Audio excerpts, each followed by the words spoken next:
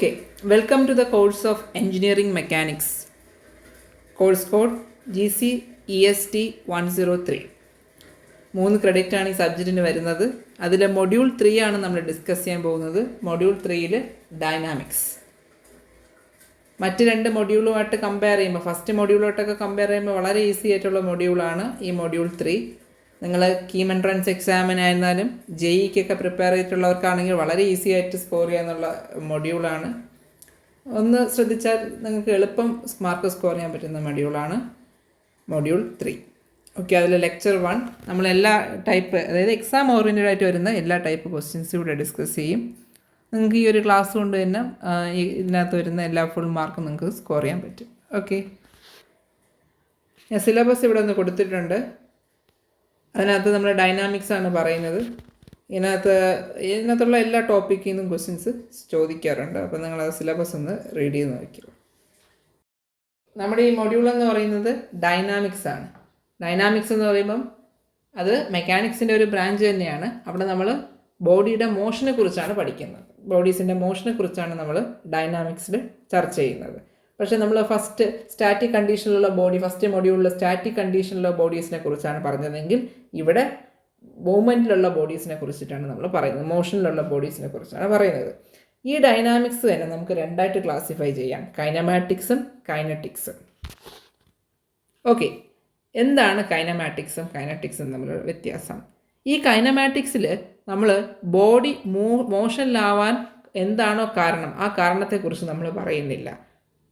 നമ്മൾ ബോഡിയുടെ മോഷനെക്കുറിച്ച് പഠിക്കുന്നുണ്ട്, പക്ഷേ അതിൻ്റെ കാരണം we are not considering the forces behind it.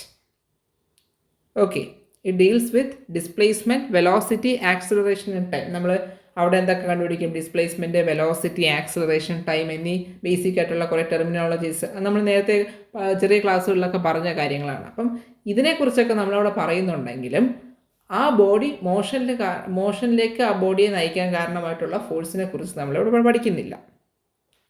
Example കൊടുത്തിട്ടുണ്ട്. A ball is dropped from a building. We have to find the speed after 3 seconds. Here we are not considering the forces behind the falling of that particular ball.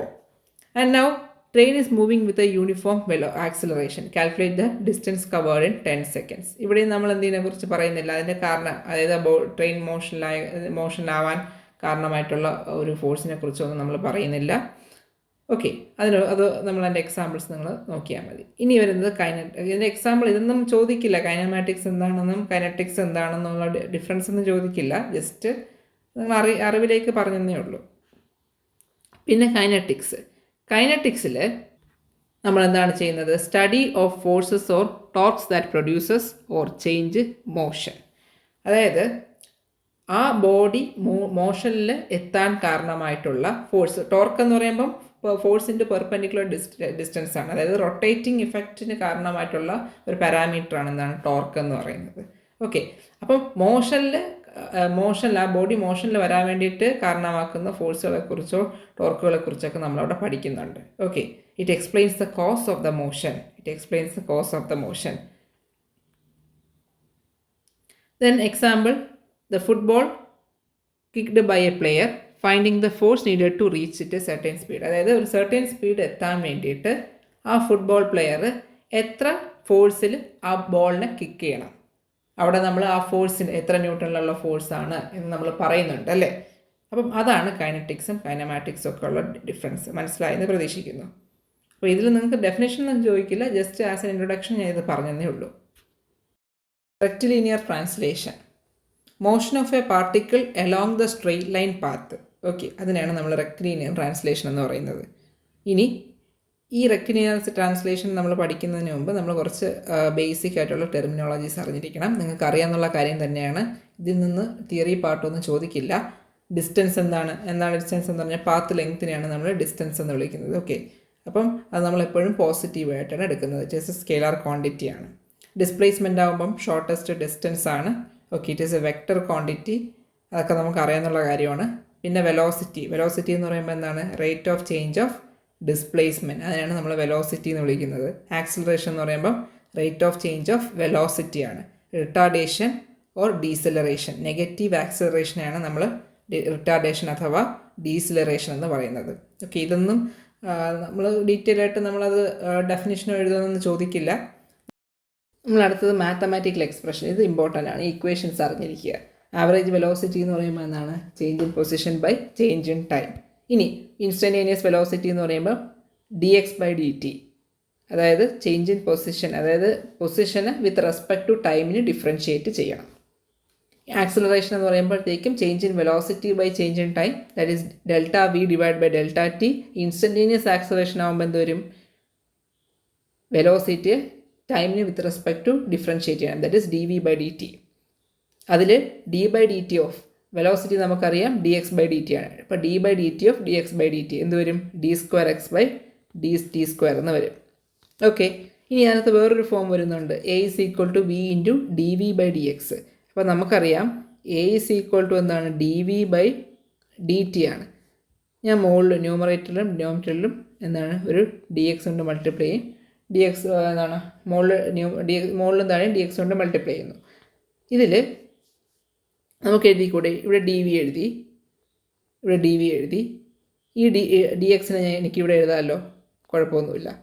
ഈ dxന് എഴുതിയിട്ട് ഈ dt ഞാൻ ഇവിടെ എഴുതുന്നു. അങ്ങോട്ടും ഇങ്ങോട്ടും arrange ചെയ്ത് തന്നെ എഴുതുന്നേ ഉള്ളൂ. അപ്പം ഇതിനകത്ത് dx/dt എന്താണ്? dx/dt എന്ന് വെച്ചാൽ എന്താണ്? v ആണ്. v × dv/dx, dv/dx. ഓക്കെ, അതാണ് a = എന്താണ്? v × dv/dx എന്ന് വന്നത്. ഓക്കെ, അപ്പോൾ ഈ എക്സ്പ്രഷൻസ് എത്ര അറിഞ്ഞിരിക്കുക? ഇതറിയണം, ഇതറിയണം. ഓക്കെ, നമുക്ക് ഇനി ഏറ്റവും ഒരു ഇമ്പോർട്ടൻ്റ് ആയിട്ടുള്ളൊരു പ്രോബ്ലം നമുക്ക് ചെയ്യണം. ഓക്കെ, ഈ പ്രോബ്ലം ഇനിയിപ്പോൾ ഇതുവരെ ഡിസ്കസ് ചെയ്താൽ നമുക്കിനി എക്സാമിന് ചോദിച്ചതായിട്ട് ഈ പ്രോബ്ലമാണുള്ളത്. ഒരുപാട് പ്രാവശ്യം ചോദിച്ചിട്ടുണ്ട്, സെയിം വാല്യൂ ഇട്ട് ചോദിച്ചിട്ടുണ്ട്, അല്ലാതെയും ചോദിച്ചിട്ടുണ്ട്. ഇതൊരു 9th സ്റ്റാൻഡേർഡ് ലെവലുള്ള പ്രോബ്ലമാണ്, എന്നാലും ഒരുപാട് പ്രാവശ്യം യൂണിവേഴ്സിറ്റിക്ക് ചോദിച്ചിട്ടുള്ളതാണ്. ഓക്കെ, നമുക്കത് ഡിസ്കസ് ചെയ്യുന്നതിന് മുമ്പ് നിങ്ങൾ 9ാം ക്ലാസ്സിലും +1 ഒക്കെ പഠിച്ച equations of motion v = u + 18, x = ut + ½ at² and v² = u² + 2as. Okay, അപ്പം ഇത് എവിടെയാണ് അപ്ലൈ ചെയ്യുന്നത്? കോൺസ്റ്റൻ്റ് ആക്സിലറേഷനുള്ള കേസിലാണ് ഇവിടെ നമ്മൾ ഈ 3 ഇക്വേഷൻസും അപ്ലൈ ചെയ്യുന്നത്. ഓക്കെ, ഇനി ഫ്രീലി ഫോളിങ് ബോഡിയിൽ നമ്മൾ സ്പെഷ്യൽ കേസായിട്ട് പറയുന്നത് v = u + ആക്സിലറേഷൻ എന്ത് വരും? ആക്സിലറേഷൻ ഡ്യൂ ടു ഗ്രാവിറ്റി ആകും. അപ്പം a കാണുന്നിടത്തെല്ലാം എന്ത് വരും? g വരും. ഓക്കെ, എസ് കാണുന്നിടത്ത് നമ്മൾ ഹൈറ്റ് ആയിരിക്കും എടുക്കുന്നത്, എസ് കാണുന്ന ഡിസ്പ്ലേസ്മെൻറ്റിൻ്റെ അവിടെ നമ്മൾ ഹൈറ്റ് ആയിരിക്കും എടുക്കുന്നത്, h ആയിരിക്കും വരുന്നത്. ഇനി അപ്വേർഡ് മോഷൻ, ഡൗൺവേർഡ് മോഷൻ എന്നൊക്കെ പറഞ്ഞു. ഇപ്പം ഞാൻ പ്രോബ്ലം ചെയ്യാൻ വേണ്ടിയിട്ട് നമുക്ക് ഇത്രയേ ഉള്ളൂ. നിങ്ങൾ ഇത്രയും ചിന്തിച്ചാൽ മതി. നമ്മൾ മുകളിൽ നിന്ന് താഴോട്ടാണ് ഒരു അവസ്ഥ ഡ്രോപ്പ് ചെയ്യുകയോ എന്തെങ്കിലും ചെയ്തു കഴിഞ്ഞാൽ, അതായത് ആക്സിലറേഷൻ ഡ്യൂ ടു ഗ്രാവിറ്റിക്ക് എലോങ് ആയിട്ടുള്ള ഡയറക്ഷനിലാണ് നമ്മുടെ ബോഡിയുടെ ആക്സിലറേഷൻ എങ്കിൽ നമ്മളതിനെ പോസിറ്റീവായിട്ട് എടുക്കും, g പോസിറ്റീവായിട്ട് എടുക്കും. ഇനി ആക്സിലറേഷൻ ഡ്യൂ ടു ഗ്രാവിറ്റി താഴോട്ടല്ലേ ആക്ട് ചെയ്യുന്നത്, നമ്മൾ ഒരു ബോഡി മുകളിലോട്ടാണ് അതിനെങ്കിൽ g നെഗറ്റീവായിട്ട് എടുക്കും. അതായത് ആക്സിലറേഷൻ ഡ്യൂ ടു ഗ്രാവിറ്റിക്ക് എതിരായിട്ടുള്ള ഡയറക്ഷനിലാണ് ബോഡിയുടെ ആക്സിലറേഷൻ എങ്കിൽ അതെന്തായിട്ട് എടുക്കും? നെഗറ്റീവായിട്ട് എടുക്കും. ഇത്രയും ഞാൻ മതി പ്രോബ്ലം ചെയ്യാൻ വേണ്ടിയിട്ട്. ഇനി പ്രോബ്ലം ശ്രദ്ധിച്ചോ. A stone is dropped from the top of a tower of 60 metre height. അതായത് ഒരു ടവറ്, ആ ടവറിൻ്റെ ഹൈറ്റ് എത്രയാണ്? 60 മീറ്റർ ഹൈറ്റുള്ള ടവറാണ്. അവിടെ നിന്ന് എന്താണ്? ഒരു ബോൾ താഴേക്ക് ഇട്ടു. അപ്പോൾ ആ ബോൾ താഴേക്ക് ഇടുമ്പോഴത്തേക്കും അവിടുത്തെ ഇനീഷ്യൽ വെലോസിറ്റി എത്ര വരും? ഇനീഷ്യൽ വെലോസിറ്റി 0 വരും അല്ലേ?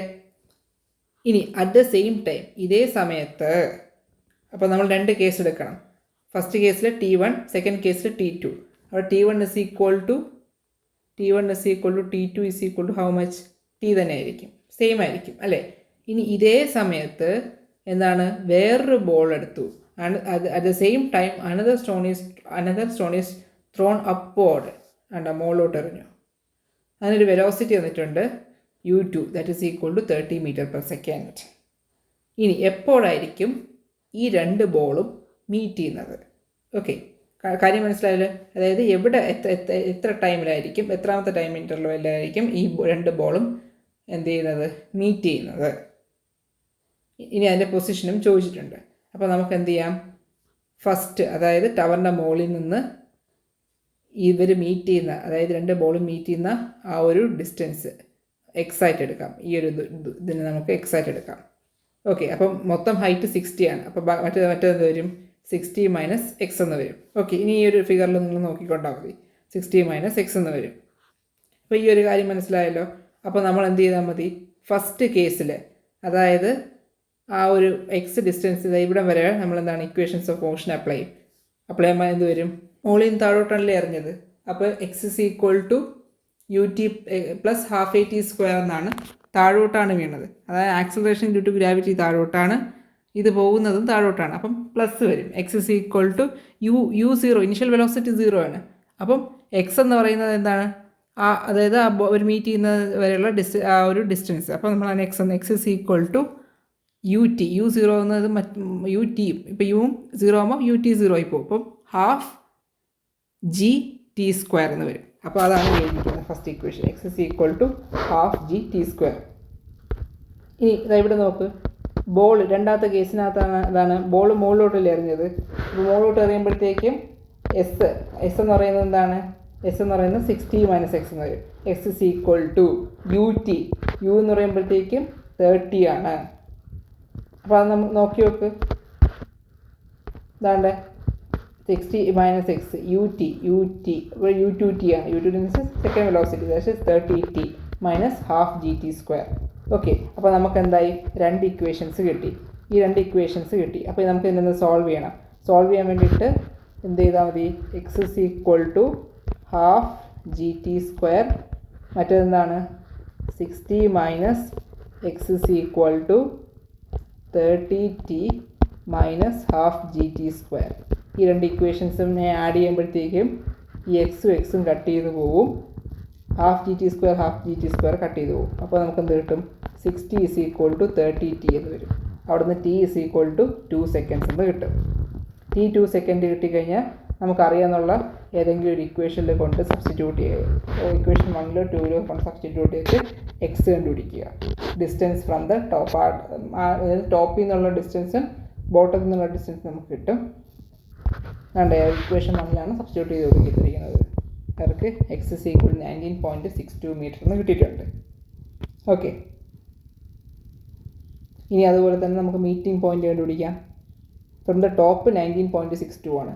അപ്പം from the bottom of the tower എത്ര ആയിരിക്കും, 60-ൽ നിന്ന് എക്സ് കുറയ്ക്കുമ്പോൾ എക്സ് എന്ന് പറയുന്നത് 19.62, 40.38 ഫ്രം ദ ഗ്രൗണ്ട് ആയിരിക്കും. വളരെ സിമ്പിളായിട്ടുള്ളൊരു പ്രോബ്ലമാണ്, ചെയ്ത് പഠിക്കുക. നെക്സ്റ്റ് ക്വസ്റ്റ്യൻ നോക്കാം. ഈ ക്വസ്റ്റ്യൻ ഒരുപാട് പ്രാവശ്യം ചോദിച്ചിട്ടുണ്ട്, നമുക്കത് നോക്കാം. A stone is dropped into a well, is heard to strike the water after 2 seconds. Find the depth of the well if the velocity of sound is 340 metre per second. ഒരു കല്ലെടുത്ത് താഴോട്ടിട്ടു, കിണറ്റിലോട്ടിട്ടു. അപ്പോൾ എന്ത് ചെയ്യും, sound ഉണ്ടാവും അല്ലേ. ആ sound തിരിച്ച് എന്താണ് മുകളിലോട്ട് എത്താൻ വേണ്ടി എടുക്കുന്ന സമയം 2 സെക്കൻഡാണ്. അതായത് താഴെ പോയി തിരിച്ച് എത്തുമ്പോഴുള്ള സമയമാണ് 2 seconds. അതായത് നമ്മൾ മുകളിൽ നിന്ന് താഴോട്ടിട്ടു, അതായത് കിണറ്റിൻ്റെ മുകളിൽ നിന്ന് കിണറ്റിലോട്ടിട്ടു. അപ്പോൾ ആ ടൈം എന്ന് പറഞ്ഞാൽ T1. തിരിച്ച് അവിടെ നിന്ന് കിണറ്റിൽ നിന്ന് മുകളിലോട്ടെത്തി, ആ ടൈം എന്ന് പറഞ്ഞാൽ T2. അപ്പോൾ ആ T1 + T2 എന്ന് പറയുന്നത് എത്ര വരും, 2 സെക്കൻഡ് എന്ന് വരും. ഓക്കെ, നമ്മുടെ അടുത്ത് ചോദിച്ചത് കിണറ്റിൻ്റെ ഹൈറ്റാണ്, ഡെപ്ത് ഓഫ് ദ കിണർ. Okay, depth of the well. അപ്പോൾ നമ്മളതെങ്ങനെ കാൽക്കുലേറ്റ് ചെയ്യും, ഇവിടെ